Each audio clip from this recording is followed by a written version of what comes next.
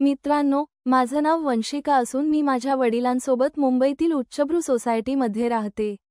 आम्ही मूळचे गुजराती असल्यामुळं आमचं मूळ शहर हे अहमदाबाद आहे. पण तिथं माझं शिक्षण होणार नव्हतं. माझं चांगलं शिक्षण व्हावं म्हणून बाबांनी मुंबईमध्ये राहण्याचा निर्णय घेतला होता. फक्त आणि फक्त माझ्या चांगल्या शिक्षणासाठी माझ्या वडिलांनी मुंबईमध्ये राहणे पसंत केले होते. मला हॉस्टेलला ठेवण्यापेक्षा इथेच फ्लॅट घेऊन राहण्याला बाबांनी प्राधान्य दिले होते. मी आता नुकतंच 17व्या वर्षात पदार्पण केलं आहे.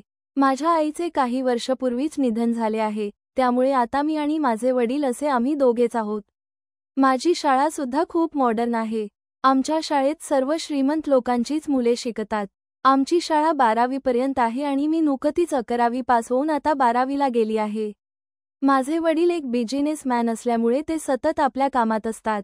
ते स्वतः माझ्या प्रत्येक गोष्टीत लक्ष देऊ शकत नाही, म्हणून माझी काळजी घेण्यासाठी त्यांनी घरात एक कामवाली ठेवली आहे, जी मला नेहमी काय हवे नको ते बघत असते. तिचं काम म्हणजे आमच्यासाठी जेवण बनवणे, घरात साफ-सफाई ठेवणे, मार्केटमधून भाजी आणणे हे सर्व आहे. कधी कधी तिचा नवरा सुद्धा आमच्या घरी यायचा व तिला तिच्या कामात मदत करायचा. तो दिसायला उंच आणि धिप्पाड आहे. त्याचे नाव रमेश आहे. मी त्याला रमेश अंकल म्हणते. मला तो खूप हुशार आणि चलाख बुद्धीचा वाटतो. पण तो आळशी असल्यामुळं बाहेर कुठलीच नोकरी करत नाही असे आमची कामवाली सांगत होती. मला तो कधीच आवडला नाही, कारण तो घरी आला की सारखा मला एका वेगळ्याच नजरेने बघत असतो. त्याची नजर नेहमीच माझ्या सर्व भागांवर फिरत असते. तो खूप चावट नजरेने सारखा बघत असतो. एकतर मी खूप सुंदर दिसते आणि त्यात आमच्या शाळेचा स्कर्ट खूप छोटा आहे. मी शाळेच्या ड्रेसवर असली की घरात कुठेही असला तरी मला पाहण्यासाठी काही ना काही कामाचा बहाणा करून माझ्या आजूबाजूला येतो. अशा कपड्यांची आम्हाला शाळेत सवय आहे, कारण तिथे सर्व मुलींचा हाच ड्रेस कोड आहे. त्यामुळं शाळेत वेगळं असं काही वाटत नाही. पण आम्ही मुली बाहेर असलो की रस्त्याने जाणारे येणारे लोक सुद्धा आमच्यावर एक नजर टाकताना मी पाहिले आहे.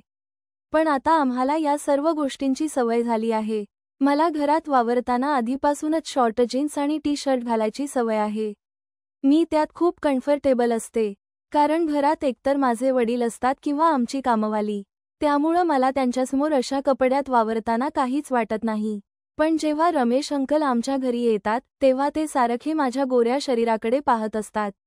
कधी कधी तर त्यांची नजर माझ्या सुंदर व्यक्तिमत्वावर असते. मी वाकून काही करत असली की ते माझ्या पाठमोऱ्या आकृतीला खूप वेगळ्याच भावनेने पाहत असताना मी त्यांना पाहिले आहे. त्यामुळे मला त्यांच्यासमोर खूप ऑकवर्ड वाटते.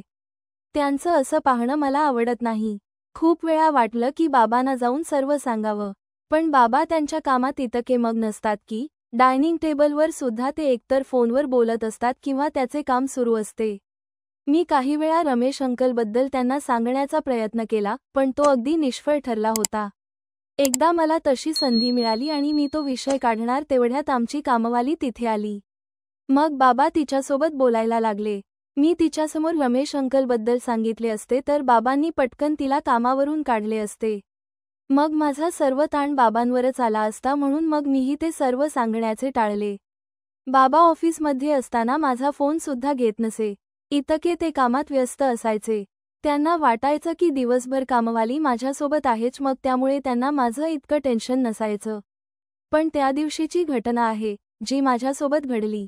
आज तीच मी तुम्हाला सांगणार आहे. त्या दिवशी बाबा नेहमीप्रमाणे ऑफिसला गेले.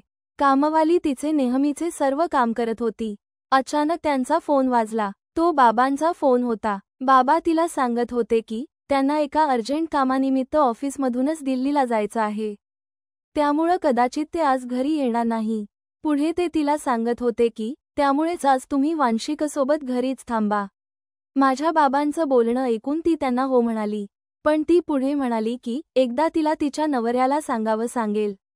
तेव्हा बाबा म्हणाले, त्याला मी सर्व सांगतो आणि तसं असेल तर त्याला सुद्धा तुम्ही घरीच बोलावून घ्या, पण वंशिकाला कुठल्याही परिस्थितीत तुम्ही एकटं सोडू नका.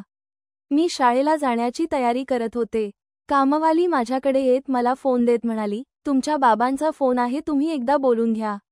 मी लगेच फोन घेत म्हणाली, बाबा तुम्ही असं अचानक जाऊ नका आणि जर तुम्हाला जायचंच असेल तर प्लीज आजच येण्याचा प्रयत्न करा. ते माझं म्हणणं ऐकून मला हो म्हणाले आणि त्यांनी फोन ठेवला. पण त्यांच्या बोलण्यावरून मला वाटत नव्हतं की ते आज घरी येणार. मला इतर कशाचीही भीती नव्हती. भीती फक्त रमेश अंकलची होती. त्यामुळेच मी बाबांना आजच येण्यासाठी बोलली होती. मी शाळेची तयारी करून शाळेला निघून गेली. जेव्हा मी शाळेतून घरी आली तेव्हा मला रमेश अंकल घरी आलेले दिसले. ते खूप खुशीत दिसत होते. त्यांना पाहून मी सरळ माझ्या बेडरूममध्ये गेले. मी दार बंद करून कपडे चेंज करतच होते, तेवढ्यात दारावर टकटक झाली. मला वाटलं कामवाली आली असेल, म्हणून मी दार उघडून डोकावून पाहिलं तर बाहेर रमेश अंकल पाण्याचा ग्लास घेऊन उभे होते. त्यांना पाहून मी दार उघडलं. ते माझ्याकडं पाहत हसून म्हणाले, पाणी हवं आहे का वंशिका बेटा? मी म्हणाली, तुम्ही का आले आणि आंटी कुठं आहे? ते स्माईल करत बोलले की तिला किचनमध्ये काम असल्यामुळं तिने मला पाठवलं. तू थकून आली असशील असं वाटून मी पटकन तुझ्यासाठी पाणी घेऊन आलो.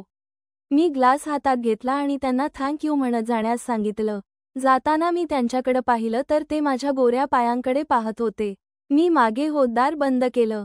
ते निघून गेले. मला आता फ्रेश व्हायचं होतं म्हणून मी सरळ अंघोळीला गेली. जाताना गडबडीत सोबत कपडे नेण्याचं विसरली. तसेही मला घरात फक्त बाबा किंवा कामवाली असताना बाथरूममधून पूर्ण ड्रेस घालून येण्याची सवय नव्हतीच. मी सोबत फक्त टॉवेल आणि माझे छोटे कपडे घेऊन जात असे. पण आज आंघोळ केल्यानंतर मला लक्षात आले की आज तर रमेश अंकल घरात आहेत. मला प्रश्न पडला की आता टॉवेलवर माझ्या बेडरूमपर्यंत कसं जायचं, कारण रमेश अंकल नक्कीच हॉलमध्ये असणार.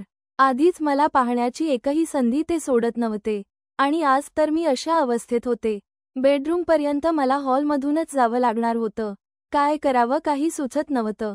मी दार उघडून हळूच डोकं बाहेर काढत आंटीला जोरात आवाज दिला आणि पटकन दार बंद केले. माझा आवाज ऐकून घाईघाईत रमेश अंकल बाथरूमकडे आले. त्यांनी बाहेरूनच मला आवाज देत विचारलं, काय झालं बेटा? काही हवं आहे का? मी आतूनच म्हणाले, हो अंकल, तुम्ही प्लीज आंटीला बोलवा. ते हो म्हणाले आणि निघून गेले. थोड्याच वेळात आंटी आली. मी आंटीला माझे कपडे सांगितले. ती माझे नेहमीचे कपडे घेऊन आली आणि मग मी आपले कपडे घालून माझ्या बेडरूममध्ये गेले. मला खूप बरं वाटलं. नंतर मी आंटीला जेवण वाढण्यास सांगितलं. आंटीने डायनिंग टेबलवर जेवण वाढले आणि मला आवाज दिला. मी जेवण करत होते आणि रमेश अंकल हॉलमध्ये काहीतरी साफसफाई करत होते. मध्येच ते माझं लक्ष मोबाईलवर आहे असं पाहून तिरक्या नजरेने माझ्या गोऱ्या पायांकडे पाहत होते. त्यांच्या नजरेत एक वेगळीच इच्छा आणि भाव दिसत होते. माझी नजर त्यांच्याकडे गेली की ते आपली नजर दुसरीकडे वळवत होते. मग परत माझं लक्ष नाही हे पाहून ते माझ्या सुंदर व्यक्तिमत्वाकडे पाहायचे. मी कसेतरी माझे जेवण पूर्ण केले आणि बेडरूममध्ये निघून गेले. काही वेळ मी अभ्यास करत होती. मग मला झोप यायला लागली. इतक्यात आंटी बेडरूममध्ये आल्या व माझ्यासाठी ज्यूस ठेवत म्हणाल्या, मी भाजी आणायला जात आहे आणि तिकडूनच माझ्या घरी सुद्धा जाऊन येते, कारण मला घरी एक काम आहे. तोपर्यंत अंकल घरातच आहे, जर काही लागलं तर त्यांना सांगा. तीच बोलणं ऐकून मला टेन्शन आलं. माझ्या मनात विचार आला की आंटीला आताच अंकलबद्दल सांगावं, पण नंतर वाटलं की ती माझ्यावर विश्वास ठेवणार नाही, कारण कितीही झालं तरी तो तिचा नवरा आहे. तिला वाटेल की मी उगाच तिच्या नवऱ्यावर आरोप करत आहे. तसाही माझ्याजवळ त्याचा ठोस असा काही पुरावा नव्हताच. मग मी काय सांगणार म्हणून तिला म्हणाली, ठीक आहे पण तुम्ही लवकर या. त्या म्हणाल्या, काळजी करू नका, अंकल घरातच आहे, त्यांना सुद्धा तुमची काळजी आहे. तुमच्यासाठी हे ज्यूस त्यांनीच बनवलं आहे. मी ज्यूस पीत स्मित करत म्हणाले, ठीक आहे, या तुम्ही. मी पण आता जरा वेळ झोपते, अंकलला सांगा की आता काहीही नको आहे.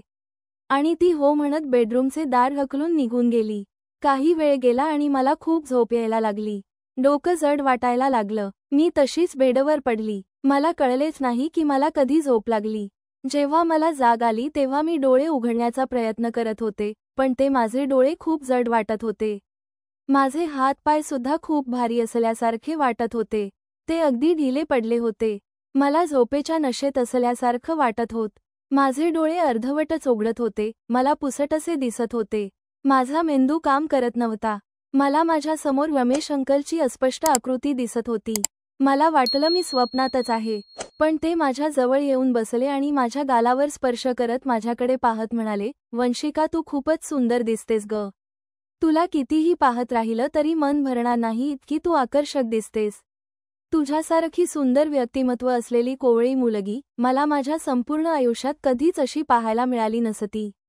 पण माझे नशीब खूप छान आहे की आज मला तुला असे पाहायला मिळत आहे. माझी खूप दिवसांपासून तुझ्या सुंदरतेला पाहण्याची इच्छा होती. वाटत होतं की एकदा तरी तुला मी असं मोकळं पाहावं.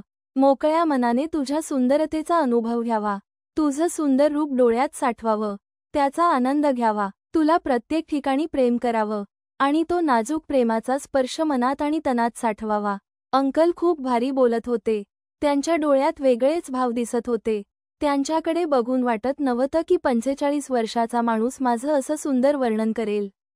खरे तर त्यांच्या शब्दाने मी खूप भारावून गेली होती. पण मला अजूनही कळत नव्हतं की हे स्वप्न आहे की सत्य. मग ते माझ्याकडे पाहत स्वतःला मोकळे करत सुटले. त्यांच्या माझ्याबद्दलच्या भावना पाहून त्या अवस्थेतही माझे डोळे हलकेसे विस्फारले गेले. त्यांना असं पाहून वाटत होतं की ते आज एका वेगळ्याच विचारात आहेत. मग ते माझ्या पुढ्यात येऊन बसले. ते माझ्याकडे पाहत हळूवारपणे माझ्या ओठांवर स्पर्श करत होते. त्यांचा स्पर्श होऊन मला कसेतरीच व्हायला लागले होते. माझ्या मनात एक प्रकारचे तरंग उठायला लागले. ते मला पाहत हळूच खाली गेले.